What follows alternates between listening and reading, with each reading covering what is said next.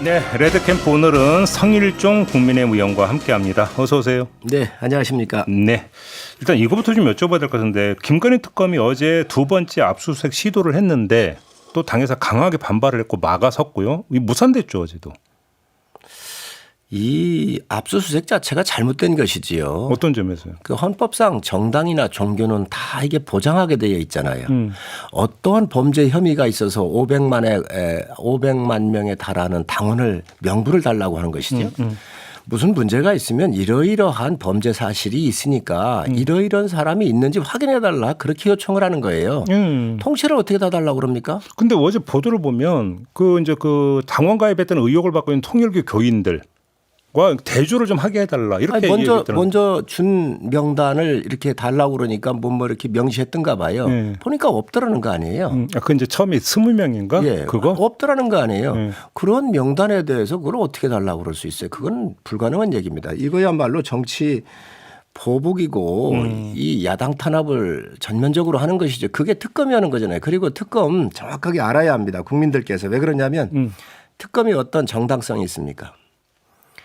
집권 여당의 다수에 의해서 집권 여당의 법을 통과시키고 집권 여당이 임명한 거예요. 이거 정치적 중립성이 보장되지 않은 겁니다.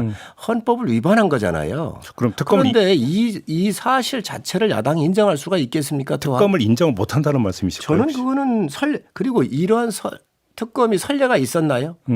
여당에 의해서 임명이 돼서 이게 다수당에 의해서 폭력적으로 밀어서 만드는 임명한 특검이라는 게 있었냐는 거죠. 없었습니다. 저는 이 위헌 소지가 있고 중립적이지 않고 또 별건 수사를 그렇게 많이 하고 있잖아요. 그런데 사례는 있었죠. 박영수 특검 같은 경우가 그때 국정농단 특검이 한 명은 지금의 민주당에서 또 한 명은 국민의당에서 각각 추천해서 한 명을 박영수 특검을 임명하는 거잖아요. 그러니까 여야 합의에 의한 게 아니었고. 여야 합의를 해서 하는 게 특검이고 특검 자체가 보충적으로 하는 겁니다. 일반 검찰이나 이렇게 수사를 했는데 이게 정치적인 문제가 있거나 편협적이다고 생각할 때에 보충적으로 하게 돼 있잖아요. 특검법에. 이 법 하나도 안 따른 겁니다. 아무튼 선례는 있다고. 자, 그런데 이러한 정치적 특히 권력이 교체기에 이러한 정치적 편협성을 가지고 특검이 지금 하고 있는데 이거를 받아들일 수가 있겠습니까? 그럼 압수수색으로 돌아가서 제가 하나만 여쭤볼게요. 법은 국회에서 만드는 거잖아요. 그죠? 국회에서 만든 정당법에 보면 25조 4항에 뭐가 있냐면 제가 그대로 읽어드릴게요. 범죄 수사를 위한 당원 명부의 조사에는 법원이 발부하는 영장이 있어야 한다고 지금 명시되어 있어요. 다시 말해서 법원이 발부한 영장이 있다면 정당의 당원 명부에 대해서 조사할 수 있다라는 근거 규정이 있어요. 정당법에. 그러면 여기에 따라야 되는 거 아닌가요? 저는 법을 따라야 한다는 말에는 동의를 합니다. 자, 그러면 그 따를 수 있는 모든 이 압수수색을 하거나 이러한 모든 거에 대한 절차적인 과정이 정당을 해야지요. 그렇지 않습니까? 그건 무슨 얘기냐면 지금 법원에서 이 압수수색을 발부했단 말이죠. 그럼 거기에 명확한 어떤 당원들의 명부에 무슨 범죄 행위가 있는지를 정확하게 명시가 돼야 될 거 아니에요. 그게 없다는 거 아닙니까 지금 현재. 이제 그거는 이제 법원 영장을 제가 못 봤으니까 보충 질문은 못 드리겠는데 그 자료를 달라고 하는데도 내놓지를 않아요. 그러면 특검이 법원에 영장 청구할 때 그 내용을 좀 내놔라 이렇게 요구를 하는데 그것도 지금 안 내놓고 있습니다. 그런데 지금 보도를 보면 통일교 교인의 집단 가입 의혹 이거 아닙니까? 압수수색 목적은. 종교의 영역인데 그럼 종교의 영역에 가서 그 부분을 조사해서 거기에서 범죄 행위가 나왔었을 때 그는 가지고 얘기하면 되지. 지금 종교의 영역까지도 지금 정치로 끌고 와가지고 정당의 당원을 달라고 하는 게 말이 됩니까? 또 이게 지방선거를 하든 뭐 하든 대개 후보자들이 당원들을 많이 모집하는 건 여야가 다 동일합니다. 네. 이런 것들이 관행으로 되어 있어요. 거기에 범죄 행위가 있는지 없는지도 정확하게 명시가 안 됐는데 정당의 당원 명부를 달라고 하는 게 맞습니까? 하나만 더 여쭙고 다른 주제로 넘어가겠는데 그러니까 종교의 영역에 있어서 먼저 조사가 이루어져야 된다는 말씀은 제가 볼 때 타당해요. 근데 그래서 지금까지 나온 특검발 뉴스를 종합을 하면 윤영호 그 세계본부장 있잖아요. 통일교. 이 사람이 특검에서 여러 가지 진술을 했고 오늘 어떤 진술까지 나왔다고 보도가 있었냐면 통일교 신자들이 권성동 의원이 당대표에 출마할 것을 대비해서 이제 집단 가입을 했는데 근데 안 나왔단 말이에요. 그러냐면 김기현 당대표를 밀어줬다라고 특검에 진술했다는 보도까지 오늘 나왔어요. 이러면 통일교 신자들의 집단 가입뿐만 아니라 당내 경선 개입까지 되는 거잖아요. 이러면 이거 범죄 혐의 아닙니까? 그 부분을 권성동 대표도 비공개 의총에서 얘기를 한번 하셨어요. 뭐라고 했어요? 자, 그런데 모든 후보들이 도와달라고 여기저기 다 얘기합니다. 그 도와주고 안 도와주고 하는 것은 당사자들의 판단이고 그 당사자들이 하는 목입니다. 그걸 강제하겠습니까? 아니 저도 국회의원 나왔었을 때 많은 분들은 당원 가입해달라고 요청한 겁니다. 여야 의원 모두가 다 그래요. 이러한 상시적인 일을 그걸 범죄 혐의가 있다고 단정하는 것 자체가 문제가 있는 거 아닙니까? 통상적인 당원 가입 요청은 그냥 보여주면 되잖아요. 그러면. 그거를 어떻게 보여줍니까? 네. 범죄 행위가 있습니까 거기에? 대조를 해주면 될 거 아니에요. 아니 그러니까 그러면 명단을 적시해서 달라는 거예요. 10명이든 100명이든 1000명이든 해주면 이런 사람이 당원이 있는지 없는지는 저희가 확인을 해 주겠죠. 그게 아니고 압수수색을 하겠다? 그리고 무조건 특검이 이 정말 헌법 위에 있는 기관처럼 행사를 하고 있는데 저는 있을 수 없는 일이라고 생각을 합니다. 요 문제는 이 정도로 마무리하고요. 지금 오늘이 8월 19일이니까 사흘 뒤에 이제 그 전당대회가 열리는 거잖아요. 일단 이렇게 한번 여쭤볼게요. 결선 투표까지 갈까요? 아니면 1차에서 끝날까요? 어떻게 전망하세요? 제가 지금 현재 분위기로 보면 결선까지 갈 가능성이 굉장히 높다고 보여집니다. 그러면 결선에 딱 2명 올라가는 거잖아요. 누가 올라갈 거라고 전망하십니까? 지금 확실한 것은 김문수 후보의 하락세가 확실해 보이고요. 하락세? 예. 또 그럼 상승세도 있을 거 아니에요? 거기에는 장동혁 후보가 좀 상승세가 있는 것 같습니다. 그러면 요즘 요 며칠 사이 언론이 김앤장이라고 표현을 하던데 김문수 앤드 장동혁. 그러면 이 두 사람이 결선 투표 갈 거다 이렇게 전망하시는 거예요? 그렇게 지금 관측하고 있는 것들이 당 안에서도 그런 있습니다. 진단이 많아요. 이 부분은 당은 그래도 혁신을 해야 되거든요. 이 정당의 혁신은 딱 두 가지가 있습니다. 하나는 사람을 바꾸는 거예요. 그렇죠. 사람을 바꾸는 게 가장 큰 혁신 중에 하나이고 그렇죠. 두 번째가 이제 정책적 변화를 주는 것이죠. 그런데 정책적 변화는 시간이 좀 오래 걸립니다. 이 부분은. 임팩트도 좀 떨어지죠. 예, 사실. 그렇습니다. 예. 그래서 사람으로 바꿔서 하는 건데 그게 이제 바로 저희가 박근혜 대통령 탄핵을 당했었을 때 또 21대에 가가지고 저희가 대표를 했잖아요. 그때 네. 김종인 비대위원장 모시고 왔었고 네.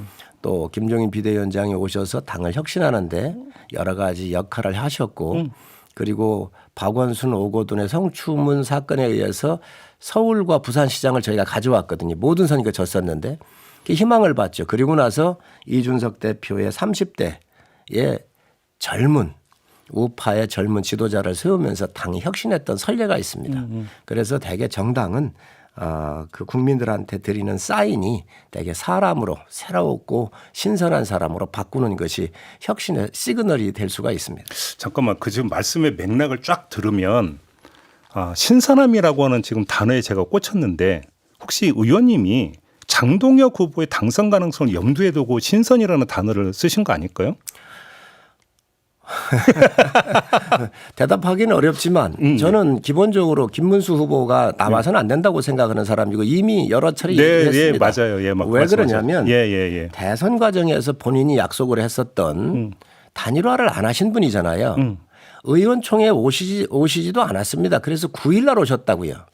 그 당시에 의원들이 단일화해야 한다고 굉장한 압력을 넣으니까 대답을 안 하고 또 나가셨다고요. 이런 일이 있었습니다. 그래서 대선에 패장이 지금 나와가지고 다시 당을 이끌겠다라고 나오는 모습 자체가 이게 혁신의 모습으로 보이질 않기 때문에 예. 어쨌든 사람은 미래를 위해서도 그렇고 젊은 세력이나 또 새로운 당을 대표할 수 있는 새로운 얼굴로 교체하는 것도 혁신의 하나의 방법이 될 수 있습니다. 그러면 만약에 장동혁 의원이 당대표가 된다면 그 자체가 인적 혁신으로 그러니까 간주가 돼야 되는 걸까요? 아무래도 그렇게 봐야지요. 재선이고 재선이고 젊고 그러기 때문에 당의 변화를 당원들이 또 국민들이 변화하고 있구나라고는 국민의 요구가 사람으로 이렇게 투영된다고 볼 수 있죠. 근데 세간에서 이런 평가가 있잖아요. 장동혁 의원이 오히려 김문수 후보보다 더 이른바 그냥 그 하나 이제 관용어가 비슷하게 된 윤 어게인을 더 세게 외친다. 근데 어떻게 이게 혁신이냐 이런 지적이 나올 수 있잖아요. 저는 지금 이 부분은 선거잖아요. 득표에 유리한 방향의 여러 가지 전략적 구사를 하겠지요. 그러나 장동혁이라고는 인물에 대해서 개혁적이지 않거나 신선하지 않다라고는 국민이 있나요? 그러면 만약에 장동혁 의원이 대표가 된다면 경선 과정에서 이야기했던 거는 좀 다른 행보를 보일 수 있다 이런 말씀이실까요? 아니 당연히 당대표가 됐을 때의 당을 살려야 되는 또 개혁을 해서 국민들한테 새로운 모습으로 가야 되기 때문에 그 부분이 얼마든지 그 당선되는 분에 의해서 이 변화가 오지 않겠습니까? 그러면 종합해서 이런 질문을 드려볼게요. 누가 대표가 되든지 간에 새 대표가 선출이 될 거 아니에요. 그러면 새 지도 체제에서 윤석열 전 대통령 부부 문제에 대해서 어떻게 그러니까 정리를 하고 어떤 입장을 내야 된다고 생각하세요? 저는 이 부분은 두 가지로 볼 수 있다고 생각을 해요. 위법한 행위가 있으면 그 부분은 냉정하게 법의 판단을 맡겨야 되고 정치보복이 있다고 그러면 그 부분에 대해서는 국민들한테 정확하게 정치보복 부분을 알려드려야 되지 않겠습니까? 예를 든다면 아니 논두렁식이 없었습니까? 노무현 대통령 때? 그렇잖아요. 문재인 대통령 때 샤넬 옷 입고 관봉권 다 나왔고 하지 않았습니까? 그런데도 영부인들 구속을 시켰나요? 안 했잖아요. 관봉권이 나왔네. 아니 김정숙 여사 때 관봉권 나온 거 언론에 다 나왔지 않습니까? 그래서 그런 부분들이 있었는데 예를 들어서 그런 부분들을 그런 형평성 있게 했느냐 범죄 행위가 있다고 한다면 그 부분은 분명히 밝혀야 되겠죠. 이런 부분들에 대한 형평성이나 균형이 맞지 않는 이런 부분들은 분명히 정치보복이 있는 겁니다. 그렇기 때문에 그런 부분들에 대해서 당대표든 지도부가 국민들한테 알려야 할 부분은 알려야 되겠죠. 그런데 밝혀야 된다고 하시는데 지금 밝히는 주체가 3대 특검이잖아요. 근데 아까 그 말씀은 3대 특검 좀 인정하기 힘들다 이런 취지로 말씀하시지 않았나요? 어쨌든 지금 현재 특검이라는 게 돌아가고 있는데 그게 지금 중지가 되겠습니까? 그러면 그 부분에 대해서 정치 보복으로 이루어지고 있고 또 민주당 특검이잖아요. 그렇기 때문에 그 부분에 대해서는 분명히 지도부가 국민들한테 알릴 부분을 알려야죠.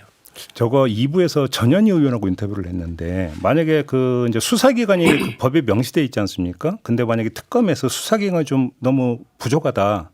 늘렸으면 좋겠다는 요청이 오면 법을 개정할 수도 있다. 이런 입장을 내놓는데 이건 어떻게 평가하세요? 이 개혁이라고 하는 그 가면에 딱지를 붙여가지고 국민을 속이려고 하는 이 독재의 본성이 나타나고 있다고 저는 봐요. 독재? 예, 그렇습니다. 아니 지금 특검이 어떠한 법적 그 민주당이 얘기했었던 그 기준들을 지켜가고 있죠. 피의 사실 옛날 조국 수사 같은 거 할 때 자기들 다른 수사 다 해놓고 그때 이런 부분들 못하게 했지 않습니까? 별건 수사 금지해 놨지 않습니까? 이번에 다 넣었다고요. 그러니까 한 진영에 유리한 것들은 다 빼놓고 야당에 대한 탄압 수사할 때는 이런 부분들을 다 살렸지 않습니까? 그렇게 하고 또 이 부분에 대해서 연장까지 한다고요. 이런 게 바로 야당 죽이고 독재를 연장하기 위한 그러한 기법을 지금 동원해 가지고 모든 방법을 야당 탄압에 지금 맞추고 있다고 생각을 합니다. 야당 탄압이다. 한마디로 규정을 하면. 아니 이렇게 해서 지금 내년에 지방선거를 유리하게 끌고 가려고 하는 이 모든 본심이 들어가 있지 않나요? 그리고 우파 진영을 완전히 이번에 제압을 해 가지고 아주 일어나지 못하게 해야 되겠다.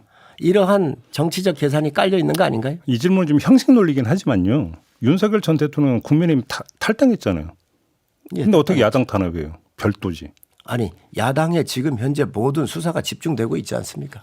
뭐 그 의원들도 몇 명이 지금 수사 대상에 오른 거죠. 지금 다 들어가 있지 않습니까? 예. 그럼 그것도 좀 부당한 수사라고 보세요?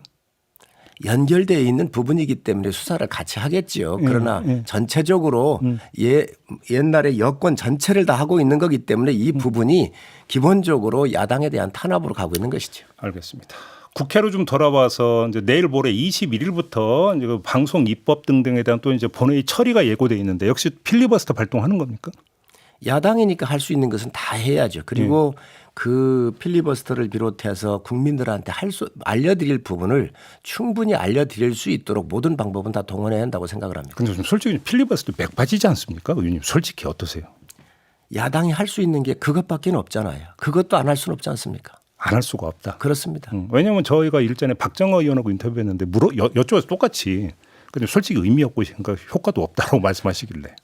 무기력한 건 사실입니다. 그래요? 그렇지만 그렇다고 그 방법조차도 안 한다고 하면 또 어떤 비난이 오겠습니까? 그리고 필리버스터에 아무리 뭐라 하더라도 예. 그 내용에 보면 국민들께서 예. 또 많이 이해하실 수 있는 부분도 있기 때문에 모든 방법을 저는 다 동원해야 된다고 생각을 합니다. 알겠습니다. 마지막 질문이 될 수도 있을 것 같은데 조국 전 대표가 이제 사면 복권이 됐습니다. 자 이제 뭐 그거 어차피 이제 이루어졌으니까 질문 초점 여기에 맞춰서 한번 질문을 드려볼게요. 이후 사면 이후에 조국 전 대표가 이제 어제 본격적으로 이제 그 목소리를 내기 시작했는데 어떤 행보를 보일 것이라고 보고 그것이 여권에 어떤 영향을 미칠 거라고 보세요. 어떻게 전망을 하십니까? 조국 대표는 뭐 명확하지요. 대권으로 가기 위한 모든 과정을 밟고 있다고 봐야지요. 그래서 대권에 갈 수 있는 전초기지 구축이 진지 구축이 가장 중요한 거 아니겠습니까? 그게 뭘까요? 전초기지가? 뭐 지방선거에 나올 수도 있고요. 네. 국회의원 선거도 나올 수도 있고 그런데 제가 볼 때는 오히려 국회의원 선거 쪽에 국회에 있어야 되기 때문에 예, 아마 국회 쪽으로 방향을 틀지 않겠나 싶습니다. 의원 그런데 재보궐선거에 그렇습니다. 그런데 조국 대표가 그동안 걸어온 모든 부분들을 국민들께서 알고 계시기 때문에 이 부분에 대한 심판도 저는 쉽지는 않을 거라고 봅니다. 아 그래요? 그러면 예를 들어서 그러면 그 재보궐선거에 출마를 하는데 당선이 보장되지는 않을 거다 이런 취지의 말씀이신 거예요? 쉽지가 않겠지요. 그래요? 예. 또 그 이제 지역구가 어디냐에 따라 또 얘기도 좀 달라지지. 물론 그런 부분들 때문에 안정적인 지역을 선호하게 될 겁니다. 그래서 만약에 그러면 조국 전 대표가 그 의원 배지를 달고 국회 입성을 하면 그 뒤에는 그럼 여권 내 역학구도가 어떻게 된다고 전망을 하시는 거예요? 여건이 굉장히 미묘해질 겁니다. 정청래를 중심으로 한 또 하나의 예. 민주당 당권파가 있고 예. 조국 신당을 중심으로 한 파가 있기 때문에 이 과정에서 견제가 상당히 많이 이루어지지 않겠습니까? 여권 내에서 이른바 뭐라고 할까요? 경쟁. 원래 여당이 됐었을 때 여권 내부의 분열 때문에 권력 운영하기가 어렵습니다. 그건 여야가 다 똑같습니다. 네. 그렇지 않습니까? 다 보셨잖아요.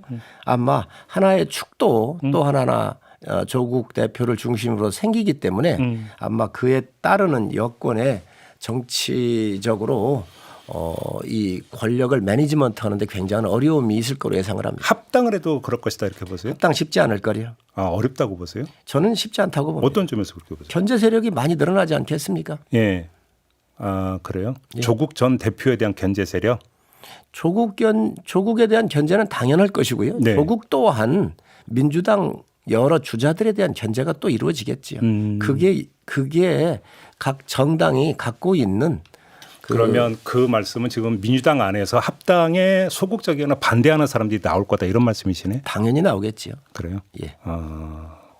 그리고 조국 전 만약에 합당해 주면 조국 전 대표가 그러니까 차기로 가는 길을 열어주는 거니까 거기에 맞닥지 않은 경쟁자들이 반대하고 나올 것이다. 당연히 그런 역학구도가 생길 겁니다. 그런 전망이시군요. 예. 알겠습니다. 자, 오늘 말씀 여기까지 들을게요. 고맙습니다, 의원님. 네, 감사합니다. 성일종 국민의힘 의원이었습니다.